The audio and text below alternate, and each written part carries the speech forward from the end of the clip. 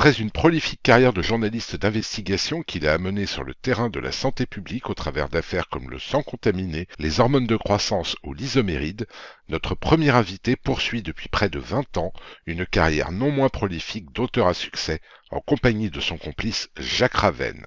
Aujourd'hui, il a ajouté à son arc la corde de scénariste de BD en reprenant notamment la série Largo Winch. Eric Giacometti est le premier invité de La Tête dans les étoiles.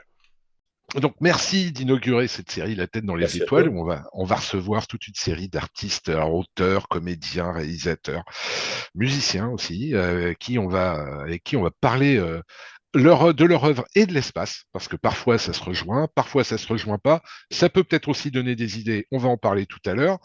Alors, dans ton cas, Eric, on a entendu ta présentation tout à l'heure. Alors, journaliste d'investigation, le moins qu'on puisse dire, sans concession quand même, pendant une première carrière avec, dans le domaine médical, des choses comme le Mediator, l'hépatite B, les hormones de croissance, donc des sujets graves et sérieux, c'est le moins qu'on puisse dire. Alors, le De... Mediator, c'était pour la BD. Moi, j'ai travaillé sur l'isoméride, qui était l'ancêtre du Mediator, le Ah, grand-père pardon. du Mediator. Voilà. Ouais, bah, comme quoi, c'est pas ouais, c'est pas venu par hasard cette histoire. C'est un long processus, c'est ce que Ouais. tu nous dis. Ouais. On aura l'occasion aussi d'en reparler parce que vous avez une BD, je crois, qui sort bientôt avec Irène Frachon, Qui est sorti, qui est sorti. qui est sortie. Qui est sorti. Donc auteur de thrillers à succès en duo avec Jacques Ravenne, souvent des thrillers ésotériques qui en profitent pour revisiter l'histoire avec un grand H. Beaucoup la Seconde Guerre mondiale, me semble-t-il, qui est une passion que nous avons en commun. Et alors vous avez beaucoup travaillé autour et sur la franc-maçonnerie, qui a quand même mine de rien pas mal de liens avec l'espace, me semble-t-il, ne serait-ce que par le rôle joué par un certain Isaac Newton dans la fondation de la franc-maçonnerie spéculative. C'est un truc sur lequel vous avez travaillé, ça, ou pas? Parce que Newton a Le insufflé rapport pas mal de entre. choses de l'espace là-dedans. Alors, en fait, plus sur la Royal Society que sur Ouais. Newton. Oui, il y avait des liens à l'époque. En fait, c'était pas si étonnant que ça, dans la mesure où dans ces loges, on trouvait à l'époque, dans une société qui mélangeait peu aristocratie et bourgeoisie, certaines loges, on pouvait retrouver des scientifiques, des gens qui travaillaient dans des métiers juridiques, littéraires, mais aussi des aristocrates, et tout ce beau monde se mélangeait. C'était pas le bas peuple, hein, qui était dans ces loges. Mais effectivement, ce qui est intéressant, c'est peut-être dans la symbolique. Alors, moi, je ne suis pas maçon, je suis profane, mais quand je discute avec des maçons ou avec mon co-auteur, Jacques Ravel, effectivement, on trouve par exemple, tu me parlais de l'étoile. Bon, bah, l'étoile joue un rôle important dans la symbolique maçonnique. Vous avez jamais travaillé sur le rôle d'Isaac Newton dans la Non, franc-maçonnerie? Non? non. Jamais intéressé dessus, ça pourrait être une piste, ça d'ailleurs, parce il était quand même bien attaqué, le personnage, hein. Alors, outre le fait que pour écrire les principes mathématiques de la philosophie naturelle, il fallait pas être comme tout le monde, je ne sais pas si tu as essayé de le lire. Non. Non, bah, je t'y invite, c'est absolument incompréhensible pour le commun des mortels. En plus, il était à moitié alchimiste en parallèle de sa vie de scientifique un peu sérieux, mais c'était à la mode à l'époque. Et puis alors aujourd'hui, scénariste de bande dessinée, enfin depuis 2017, si je ne m'abuse, tu as repris la série Ergo Winch, dont on voit une case, enfin quelques cases derrière toi, qui, me semble-t-il, là depuis un tome et bientôt un deuxième, se déroule un peu dans le spatial. Tu peux nous en Absolument. parler un peu là? La frontière de la nuit et le sang qu'il dort. Ouais. En gros, Largo est embringué dans une aventure avec un de ses collègues milliardaires qui est un peu une sorte de croisement entre Branson et Musk, Ouais. qui font des voyages suborbitaux un peu touristiques. Et à côté de ça, il s'agit aussi de parler du business de l'espace. Et la première scène d'introduction dans un peu thriller dans la frontière de la nuit, c'est une course-poursuite dans une usine de fabrication de satellites, Thales en l'occurrence, celle qui est Mhm. située à côté de Cannes, où je suis allé en repérage voilà, on va dire, pour mettre en scène un meurtre.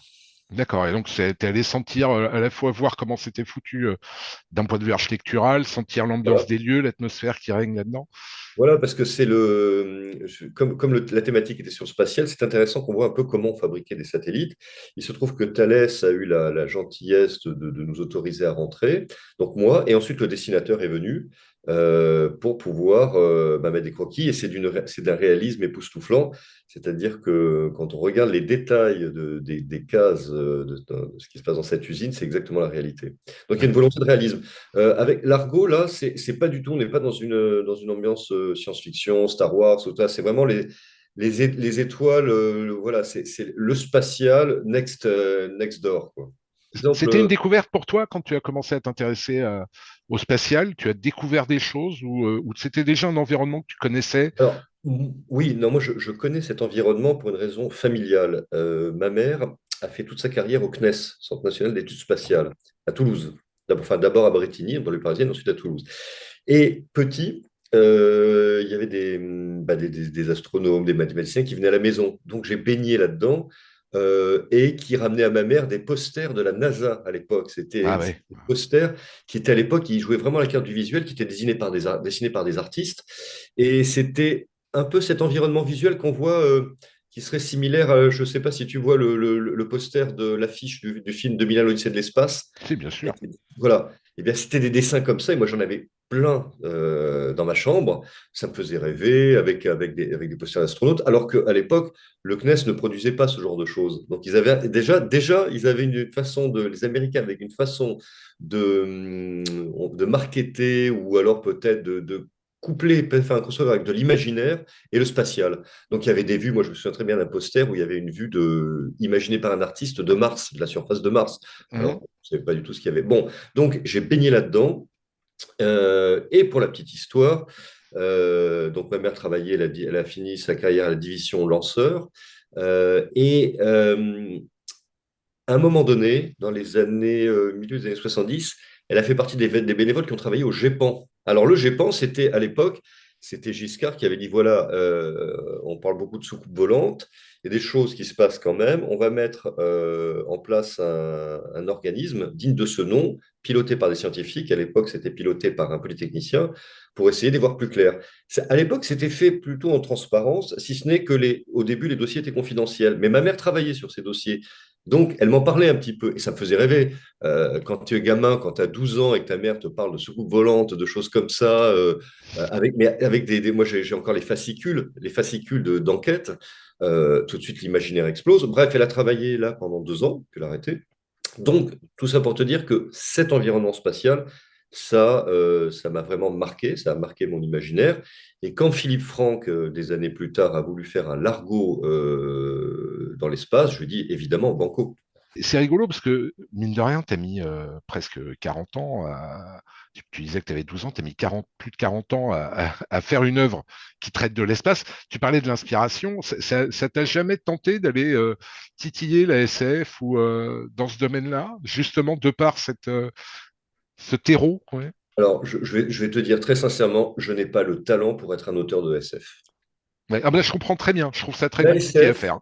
L'ASF, alors tu parles de génération, mais moi j'étais marqué par, tu vois, Herbert, Asimov, Kadik et tout ça. C'est quand même, il faut un talent pour créer des univers, pour rendre crédible l'incroyable. Mm. Je ne l'ai La pas. suspension d'incrédulité, Voilà, c'est ça? voilà, voilà. Quand par exemple tu prends Hyperion, qui est pour moi un chef-d'œuvre absolu, Hyperion pour moi, ça devrait être classé dans le panthéon de la littérature mondiale, à côté d'un Flaubert, à côté d'un Balzac. Bref, eh bien ça, il faut un talent, un savoir-faire, et on a beaucoup d'auteurs français qui le sont. Je ne le suis absolument pas. Donc on range ça dans un coin. En revanche, là où j'étais tenté, c'est que moi j'étais journaliste, et à un moment donné, je voyais bien qu'il y avait un problème en France, c'est qu'on ne savait pas faire rêver avec le spatial, je trouve. Ce Mm. que savent très bien faire les Américains. Le musée de l'air et de l'espace, qui est fantastique, Ah ouais. mais c'est un musée qui ne va pas hésiter à te mettre de temps en temps, on te vend par exemple dans les boutiques du Star Trek, Ouais. du Star Wars. Ils ont aucun problème là-dessus, parce qu'ils savent que l'imaginaire est un booster puissant pour ça. Et nous, il y a ce côté raison absolue qui fait que pendant longtemps, l'espace, c'était quelque chose de sérieux, d'industriel. Et c'est vrai, c'est une réussite industrielle. Et la France a été moteur en Europe. Mais je pense qu'il a manqué un soupçon, un supplément d'âme pour pouvoir peut-être embarquer encore plus de Français dans cette aventure spatiale. Je suis même quasiment certain que une minorité de Français sont au courant vraiment du rôle qu'a joué la France dans la conquête spatiale européenne. C'est évident, hein, je te rejoins complètement. Donc, ouais, effectivement, un lien personnel très fort. Tu parlais de Kadik, d'Asimov. Tu as des souvenirs tu as parlé des lectures, mais en BD ou en film qui t'ont marqué autour justement de l'espace quand tu étais Ah, jeune, oui, alors bon, ou moins 2001, jeune d'ailleurs. 2001, moi je l'ai vu vraiment très très jeune. J'ai rien compris quand je l'ai vu, mais Oui, c'est une claque visuelle. Tu vois, à l'époque, à la télévision, tu avais genre des De Funès, des Bourvil, et puis tout d'un coup, tu vas sur grand écran XXL et tu vois ça, cette baffe absolue que j'ai revue, je pense, une vingtaine de fois à peu près. Donc, je fais partie des gens pour qui c'est culte. Mais j'adorais aussi les films de série B, les films qui étaient. Alors, bon, avant, parce qu'avant Star Wars, il y a eu plein d'autres séries qui étaient un peu pas très bien foutues, mais t'as eu quand même, par exemple, La Guerre des Mondes, qui ouais. était de Georges Pal. Enfin, bref, j'adorais les films de science-fiction. Ma mère adorait ça. Donc, voilà, ça, c'était bien. Et après, j'ai eu une période très rationnel avec tout ce qui était astronomie pure et dure, où je m'intéressais effectivement à tout ce qui était découverte en astronomie, où là, il n'y avait plus d'histoire d'imaginaire et de fantastique. Et là encore, je m'étais aperçu que les Américains étaient beaucoup plus malins pour communiquer cette passion euh, à la population. En France, c'était un peu réservé, pas une élite, mais il fallait s'y intéresser. À la télévision, il y avait peu d'émissions là-dessus qui pouvaient un peu donner ce goût, cette envie d'aller dans l'espace. Voilà. Alors, c'est vrai que les Alors, Américains, alors, pardon Eric, mais il y avait la série Cosmos, alors pas la série Cosmos fiction, 1904. Ah non, non, Cosmos de Carl Sagan. de Carl Sagan, Absolument qui a fait formidable. énormément et Merveilleux. qui était incroyable, absolument incroyable, Merveilleux. et Merveilleux. qui a perduré finalement et très longtemps après, parce qu'il y a eu une saison 2 et une saison 3 qui ont été produits par sa veuve, Andrew Yan, Avec un autre. et présentés par Neil deGrasse Tyson. Alors, Eric, on va regarder ensemble trois photos de l'espace prises par Alors, notre équipe. pardon, excuse-moi, mais tu vois, merci de m'avoir rappelé ça, parce que Cosmos de Carl Sagan, c'est vraiment une tuerie. Ah, c'est extraordinaire, hein. Parce qu'il y avait à la fois un mélange, eh ben, encore une fois, entre des données factuelles, c'est de la hard science quand même, hein, Ouais. on n'est pas là pour délirer. Et d'un autre côté, par exemple, t'avais une bande son qui était magnifique. J'avais acheté le 33 Oh, tours. C'était extraordinaire. Tu avais de la musique classique, tu avais du Vangelis, tu avais des choses comme ça. C'est une perfection.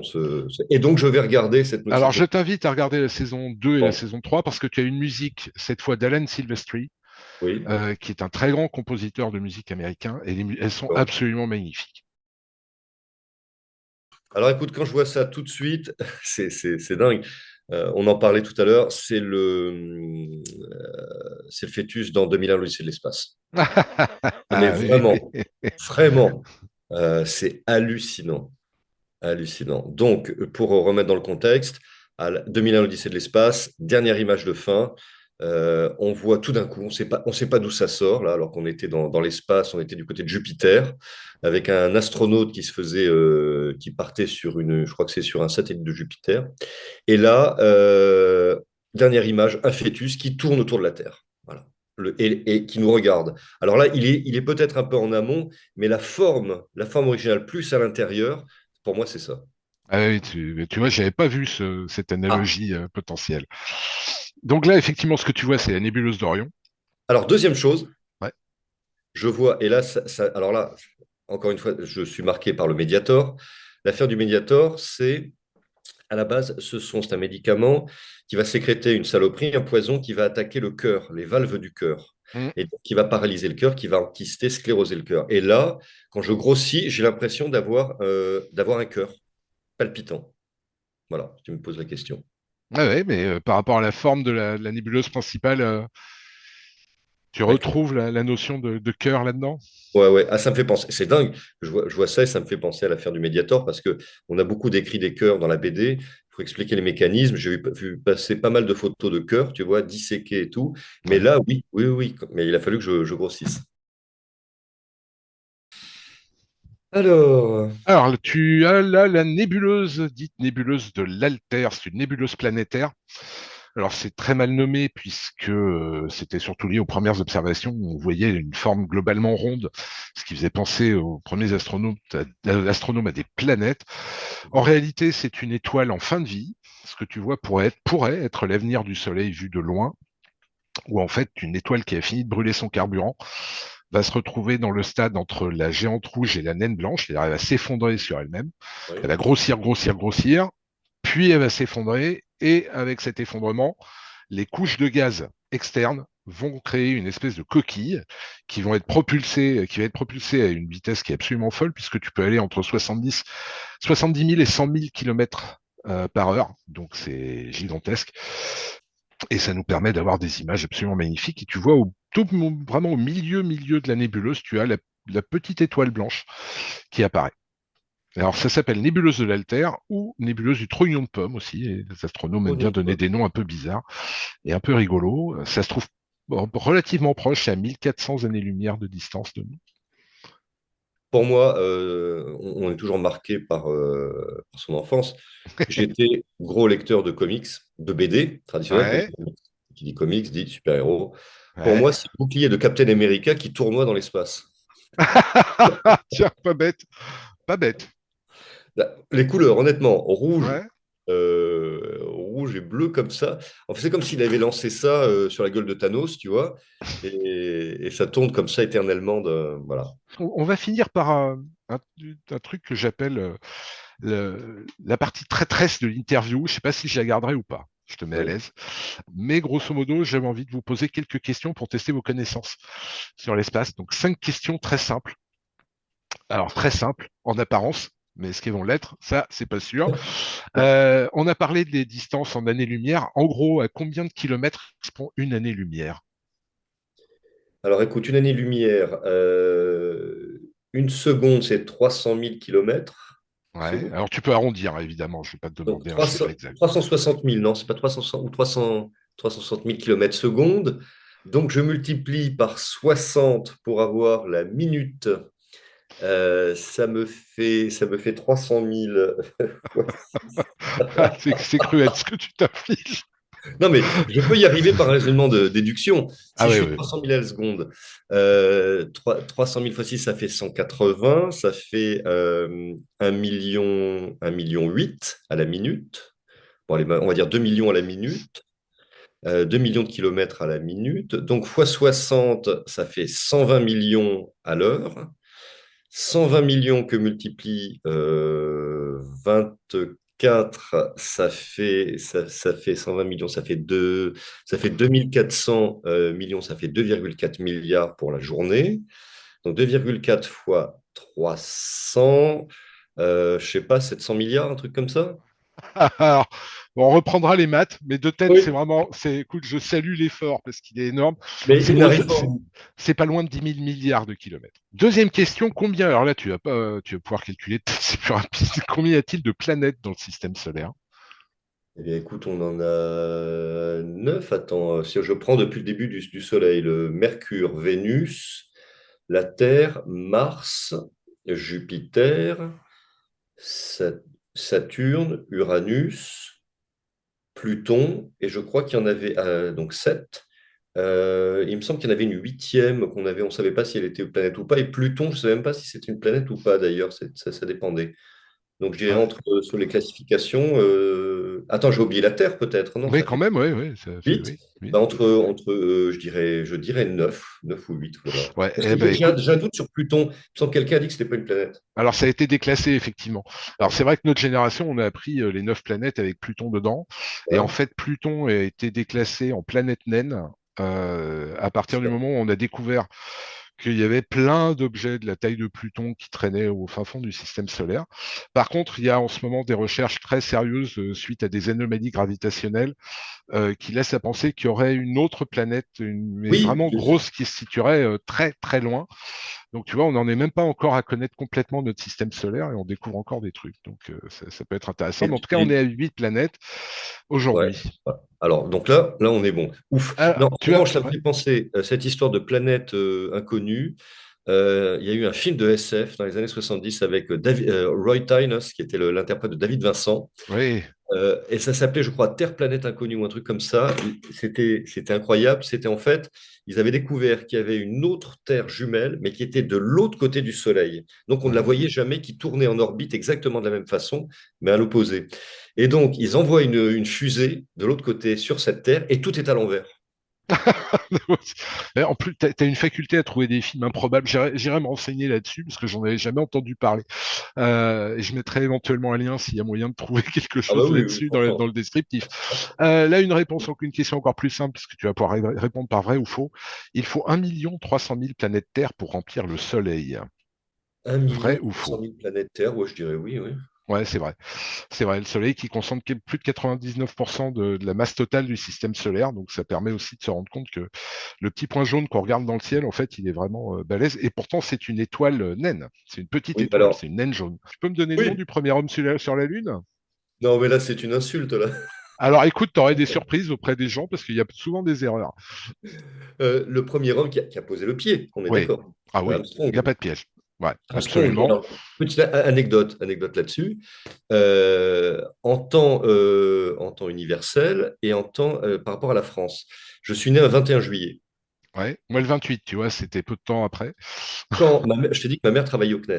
Ouais. Quand il a posé le pied, il y a eu un certain moment, c'était le 21 juillet 69. Bon, c'était entre le 20 et le 21 juillet. Et ma mère m'a fait croire qu'ils avaient posé le pied sur la Lune pour mon anniversaire. Le, Bon. À la rentrée scolaire, j'arrive et là, je me la pète, je dis, moi, vous savez, ma mère travaille au centre d'études spatiales, ils ont posé le pied sur la Lune pour mon anniversaire. Un, je me suis ridiculisé. Deux, ça s'est fini en baston général. Ouais, alors, bah, tu vois, bizarrement, je suis né une semaine pile Oui. après l'événement, et j'ai toujours vu une espèce de lien qui n'a absolument aucun intérêt quand j'étais môme. Mais en tout cas, ça m'a fait lire tout ce qui paraissait à l'époque là-dessus. Dernière question, alors là, je m'adresse aux spécialistes absolus des trucs improbables. Qui dirige la base lunaire Alpha? Le commandant Koenig. Ah, bravo. Ah, Interprété par... Martin Landau. Formidable, je J'avais finirai un, sur cette image. et j'avais un faible, j'avais quelques émois pour Barbara Bain. Ah bon? Oui, je la trouvais hyper sexy alors qu'elle était plutôt hiératique. Alors déjà, oui, elle était très statique, hein. Elle avait un côté mannequin de cire dans la série qui était Ah ouais, mais absolument terrible. il y avait quelque chose quand même. On va parler de ton actualité pour finir. Donc là, on a la sortie du deuxième tome Largo Winch, justement autour de C'est ça. l'espace. Donc, est-ce que tu peux nous dire un peu ce qui t'attend, toi, en termes à la fois de sortie et puis éventuellement de salon, choses comme ça, là, dans les semaines à venir? Alors là, le Largo s'appelle le Sentinelle d'Or, c'est la suite de la frontière de la nuit. Donc on avait laissé Largo dans l'espace en vol suborbital et la navette avait été prise en main par un commando terroriste. Donc on ne savait pas comment il allait rentrer sur Terre. Il était en compagnie d'un autre milliardaire.